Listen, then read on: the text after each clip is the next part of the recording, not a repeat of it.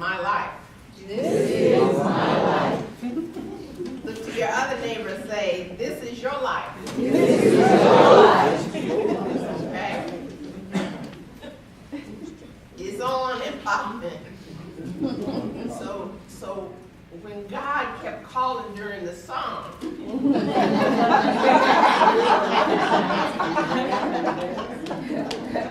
All right. it wanted to make sure that you were awake to the fact that life is happening. Now, it's not happening to you, it's happening through you. It's a beautiful thing. I was contemplating this new theme for the month, and that is leave your cares behind. And I was thinking about the many ways in which we have been really attached to our cares. Now, I'm not talking about leave your care behind. No, you want your care in front. But you want to leave those things that worry you, that tax you, that frustrate you, that stifle you. You want to leave those things behind. You want to know that in truth that you are an individualized expression of God, and that as an expression of God, that you have everything necessary for the fulfillment of God as you in your life. You want to know that God is happening through you. And in this awareness, you may have an old set of beliefs that have been running. Now, you might have been thinking that they were running in the background of your mind, but in fact, they were running in the forefront of your life. Those beliefs that you had have been operating over and over and over again. And especially if they are false beliefs, they get your attention and then you say, oh, it's happening again. And you think that it's something outside of yourself that is happening, when all the while it is your belief that has come into form. That's simply the way the universe works. There is a law of cause and effect, and there is nothing that you can do about it. There is nothing that you can do to stop it. It is going to function, and it is functioning in each and every moment.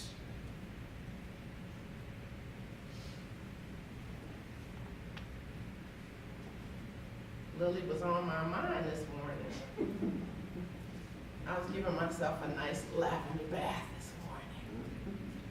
And I was like, I can't reach her by phone. I'm going to have to get a piece of paper and a pen and write her a note, because I need to connect with Lily. And who did God just bring through the door? Just Lily. There is a law that is perfect.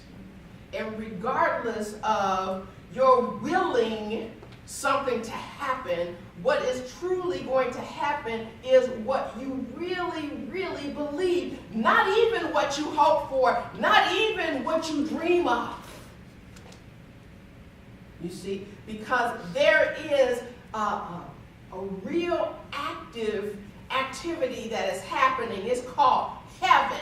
And it's the kingdom of heaven that Jesus talked about. That is, the kingdom of heaven is at hand. The kingdom of heaven is within you. And so you don't have to keep trying to paint these wonderful pictures of what you think heaven might be, lined with gold tile and all of this other stuff. All you have to do is start investing in the truth of what you want your life to be. And when I say investing in the truth, that does not mean investing in the lies. If you are being told that this is good for you and that is not your experience, then you need to know that something within you is calling you into an awareness of that which is your good. And you must listen to it if you want to experience that good. It doesn't matter what the circumstances are. That circumstance means that circle that you are standing in. That is the circumstance that is happening in your life. That is not your life. Those are the things that are happening to prepare you for the next step that you are moving into as you step into your greatness. This is what our vision is saying to you. When we say our vision statement is for you to step into your greatness, that's exactly what is happening at all times and in all ways. And it also says with infinite possibilities available to us. Now, that doesn't mean that you get to pick all the possibilities that might happen. That means that there are infinite possibilities that you haven't even thought of that can happen when you step into your greatness. Stepping into your greatness is not stepping into your smallness. Stepping into your smallness is doing the same thing that you've always done over and over and over and over again, being so attached to doing that thing over and over and over again because it is simply your comfort level, has nothing to do with your greatness, has nothing to do with your expansion, has nothing to do with you living as God in expression. It has nothing to do with you fulfilling your divine destiny. It has nothing to do with you embodying your divinity. If somebody told you that it's blasphemous to think of yourself as one with God, then perhaps you want to remember some of the ancient teachers that have said otherwise. If Jesus is the one that works for you, what about the fact that Jesus said, "Know ye not that ye are gods"? What about the fact that Jesus said, "Greater things than these shall ye do"? What about the fact that Jesus said, "I and my Father are one"? See, there is always a heavenly activity going on in all ways in your life. But you may not be attuned to it. You know, you may think, "I got this." And you may forget that the kingdom of heaven is ever working on your behalf if you will but let it. You have to remember that the universe is a friendly place, like Reverend Chiquita said. This is conspiring for your good. This universe is conspiring for your good. I didn't have that easy experience that Stephanie was sharing about, talking about her moving process. But I've been deeply involved in a forgiveness experience. I've been deeply involved in a forgiveness experience that has to do with where I live. And this forgiveness process has been going on for years.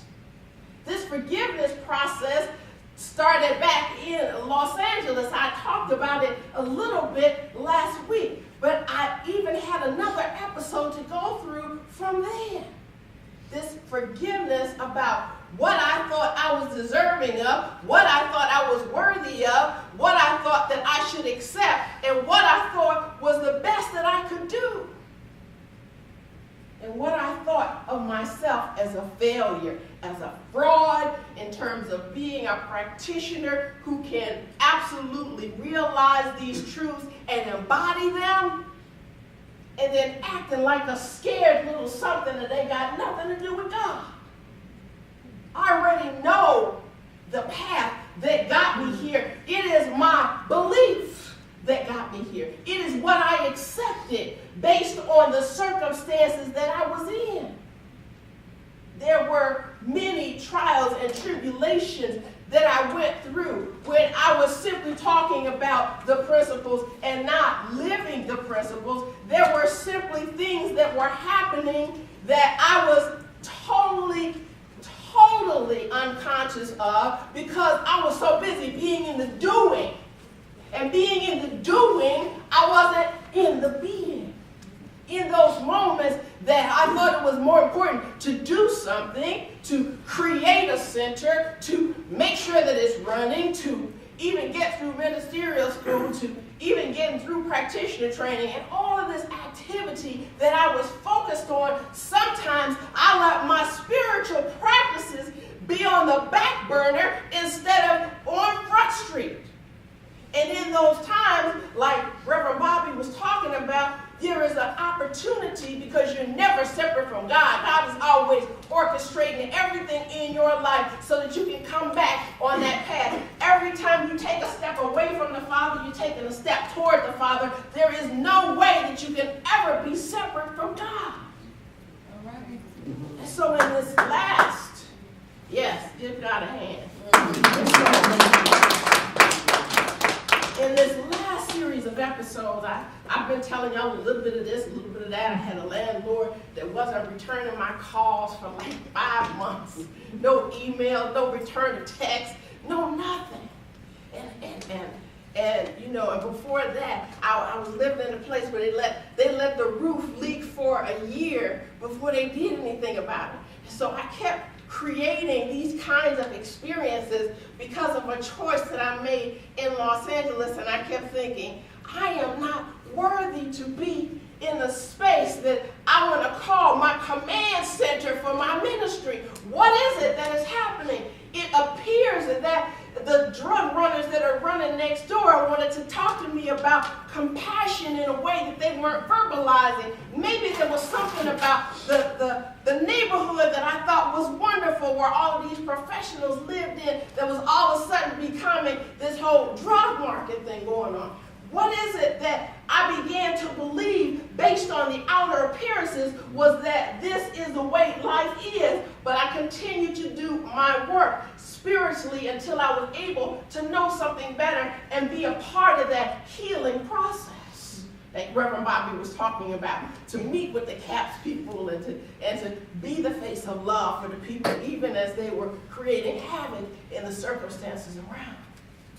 But in this last part of this episode, when I got into this place, I had found that I was able to see where I wanted the bulk of my activity to be on the south side. And I found myself in the Beverly area, and I was still like looking for repairs to be made that were promised that weren't happening. And I was looking for communication to happen that wasn't happening. And all of this crazy drama was happening. And the last thing was when the drunk police officer ran into my car and is still in the shop. And we'll be back on Wednesday, I think.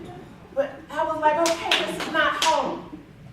And so then I found this place, and I was thinking, oh, this is a great place. And I remember the guy wanted to talk to me about finances, and I was thinking, that's my daddy showing up, talking through this man.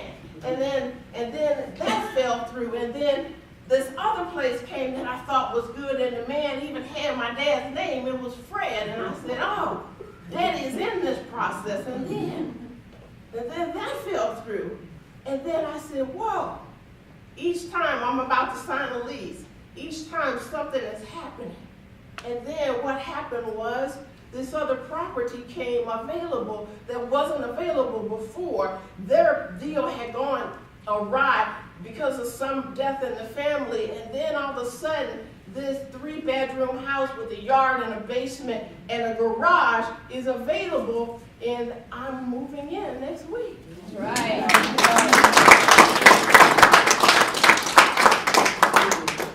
See, everything is orchestrated for your good, regardless of what it is that you're moving through. When you had your meditative thought for the week, it was like, don't confuse your path with your destination.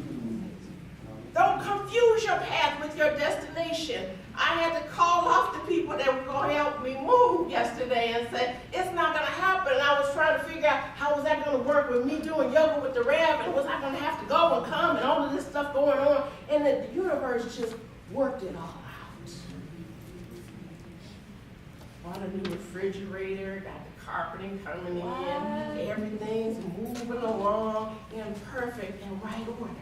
It doesn't matter what is happening. happening in your circumstances around you, if you perceive that to be the truth, the end all, then you are sadly mistaken. Your mind has disconnected from the mind of God. Your heart has disconnected from the heart of God. God has never left you. You have gotten lost and gone astray from the truth of your being. It doesn't matter if you are enslaved. Ezekiel was there being imprisoned by the Babylonians, as was talked about in Ezekiel 40. And it didn't matter what was happening around him because something was moving through his experience. And he said in the 25th year of our captivity, in the beginning of the year, on the 10th day of the month, in the 14th year after Jerusalem was destroyed. Now these people have no sense of anything hopeful happening. Right? In the middle of all of that, he says, on that very day, the hand of the Lord was upon me. And he brought me into the land of Israel in the visions of God, and set me upon a very high mountain, upon which was the plan of a city on the south. Now understand that the mountains there are not very high where he was, but where he was being lifted to a higher level of awareness, to a higher consciousness, so that he could be able to see rightly. It was so that he would be able to not look at the level of the problem and try to seek a solution from the level of the problem, but to rise above the circumstance and the situation in order to be able to have a panoramic view of everything that is happening. And that is the same kind of a mountain that Jesus was up going to when he was going through his wilderness. All of us go through our wilderness. No matter how it may look on the outside, we're looking like we're moving through all of these trees and all of this stuff that is around us, and we start focusing on the stuff around us, and we can't even see that this wilderness is an opportunity for us to come in contact with nature, with our God nature, not the externals, not even the wonderful trees, although I do enjoy hugging a tree and greeting a tree from time to time, because I know the wonderful symbology of it all in terms of being rooted in spirit and absolutely expanding into the higher realms of my being. But I know that as we are in the wilderness, just as Jesus was in the wilderness for those 40 days, there came a time when that crazy thinking got a hold of him, and he was able to listen to it for a moment to try to figure out what was happening. But he was going to the wilderness, and even though he was fasting, he was being tempted, and he was really going to the holy city now. In the 5th and 6th verses, it said, and the adversary took him to the holy city. It wasn't talking about anything red with a pointed tail and a pitchfork. It was talking about your crazy thinking, because sin means missing a mark, and Satan means crazy thinking in Aramaic, which is the language of Jesus' time. And so as he was in his crazy thinking, see how you might be if you ain't had no food and you out there in the desert. So then he says, it is written that it is not by bread alone that man can live, but by the very word which proceeds from the mouth of God. And the adversary took him to the holy city, and he made him to stand on the pinnacle of the temple. Now, at the pinnacle of the temple was the highest place at that time, and it was the highest state of awareness. So sometimes your situation drives you back to your awareness of God. Sometimes your situation brings you to your knees so that you may get in touch with the God of your being. Sometimes the situations bring you to a place that you might have not gotten to if everything was going along the same and we kept making sure that it went along the same. Because the universe is going to continue continuously be conspiring for your highest and best good. So sometimes you got to be lifted up so that you can see a greater way for your life, a greater idea for your life. You know, they said, Forrest said it has a better idea because they were really, really talking about being tuned into the light of your being, which we talked about all during the month of September, falling forward into the light. But in this awareness, you have to know that your self-expression is God expressing itself through you. And when you want to know, as Rocco Errico tells us in the Science of Mind magazine, if you want to know that there are many visions and many oracles that formed the basis for the mystic schools, then you are knowing that there is a way for you to absolutely use the visions that you have. Now, I'm not talking about the visions that come to you when you're trying to visualize that car you want to get, or visualize that house you want to get, or visualize that man you want to get, or that woman you want to get. It's talking about that visioning process that we're doing on a monthly basis. That process which you're opening yourself up to God and saying, what is the highest and best idea for my life? What is the highest and best idea for my finances? What is the highest and best idea for my health? What is the highest and best idea for my relationship? What is it? But when you're walking around here acting like you know everything, when you're walking around here acting like you're going to follow this business plan, or you're going to follow this way that everybody else did it, or you're going to follow this template, you haven't let God's greater idea, God's better idea come through for you. So that is why you're invited to move into the vision. You know, the oracles that they had back in the day, we don't see them out front so much anymore.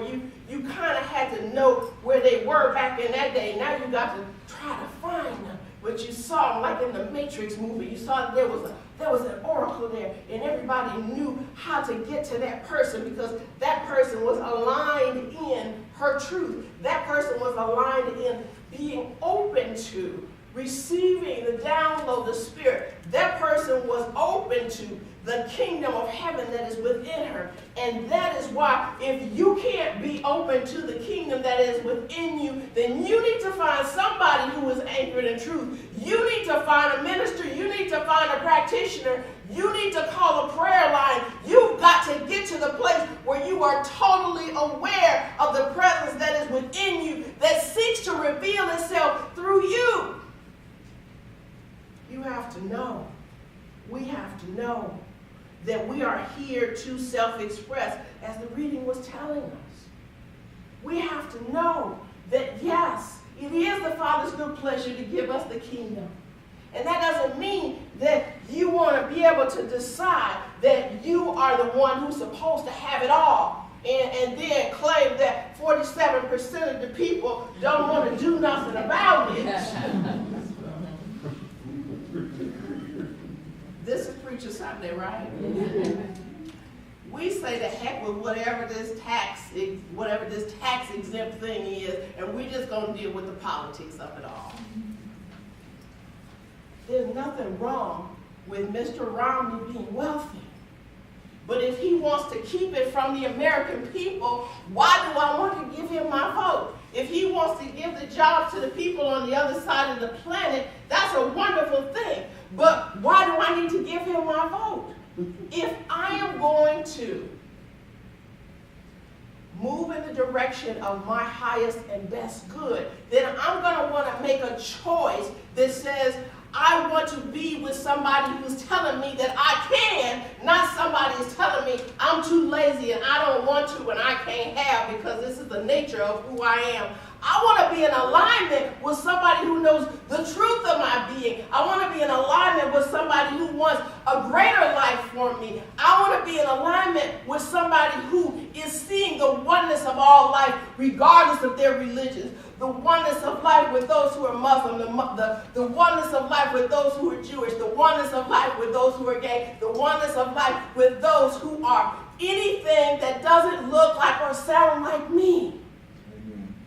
I want to know that the reason that I wear a robe like this that contains different religions of the world is not because only one religion was the only way for me to know my oneness with God, but to embrace what there is in each one of them so that I may be more open to the panorama that the Father has for me, so that I may be on a higher level of awareness and not simply looking at the level of the problem with the same kind of tools that I've always used, thinking that something different is going to happen.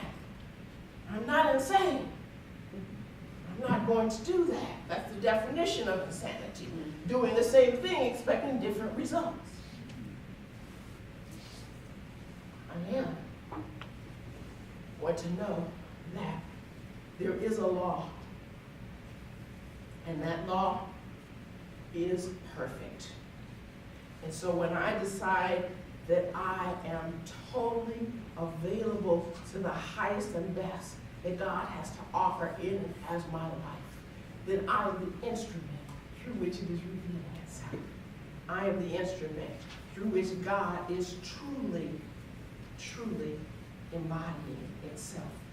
And so I am knowing this truth for myself as well as each one here. I am knowing this truth for the squirrels that run in the yards and up the trees. I am knowing this truth for the people who are in Afghanistan and are dealing with the violence. I am knowing this truth for the people that are wondering what they're going to eat tonight. I am knowing this truth for the people who are being persecuted based on their religion. I am knowing this truth for the people who have some kind of dis-ease where they feel separated from their good. I am knowing this truth for those who are mourning someone who they lost in their lives. I am knowing that this truth is available to us all, because I don't want to poor mouth anybody and go, oh, that's too bad, because that's not going to do anything to bring them back into the alignment with the truth of who they are, with the power of the oneness that comes in knowing your oneness with God. That is not going to get them back on the track. That is simply going to agree that the problem is real. And so when I say leave your cares behind and create a new life, that means think again, think something different, think something good, think something wonderful. Be open to the infinite possibilities that God has for your life. Be willing to go to a higher level of understanding than you've been functioning at before. Be willing to know that God is your good and that it is ever supporting you, ever supplying you, ever sustaining you with His undying love, and that it is creating a new heaven through you as it is creating a new earth through you. And it is only by means of you that this is possible. So I invite you to stay tuned to that divine, better idea that is the kingdom of heaven within you. This is your life. And allow it to be fulfilled as you. Namaste. Namaste.